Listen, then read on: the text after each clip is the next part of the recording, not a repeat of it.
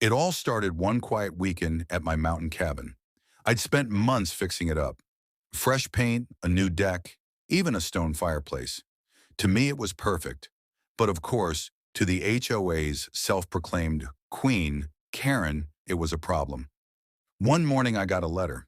Karen had reported my cabin to the HOA board for having an ugly design. According to her, my place didn't match the neighborhood aesthetic. Never mind that it was a cabin in the woods. Rustic charm was the point. She demanded I repaint it, tear down the deck, and submit to an architectural review. I laughed at first, until the HOA sent me a fine. A massive fine. And who signed off on it? Karen. That's when I knew. She wasn't just a nosy neighbor. She was on a power trip. So I got creative. I filed every request for improvement possible.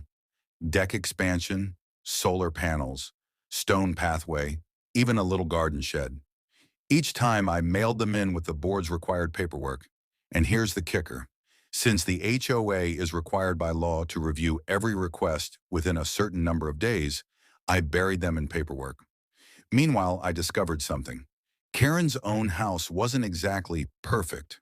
She had peeling paint, trash cans left outside, and even an unapproved patio cover.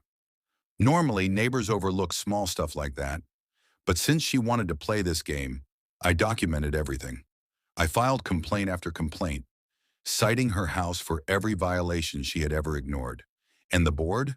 They had no choice but to act, because Karen herself had insisted on strict enforcement. But that wasn't all. See, our neighborhood had a common trash pickup site at the far end of the street. The HOA managed it poorly. Dumpsters overflowed, and nobody wanted to deal with it. So I suggested at the next board meeting, which Karen proudly attended, that the HOA should move the dump site closer to where the violations occur. Everyone nodded, and guess what? That meant directly in front of Karen's house. Weeks later, giant dumpsters were rolled right into her yard view. The smell, the mess, the raccoons, all hers to deal with. My cabin, still standing proud.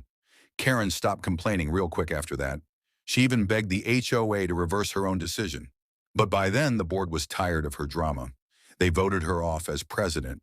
So in the end, the woman who called my cabin ugly wound up living next to the neighborhood dump. And me, I still enjoy my cabin every weekend, with the sweetest view of all, Karen's scowl when she has to take her trash out.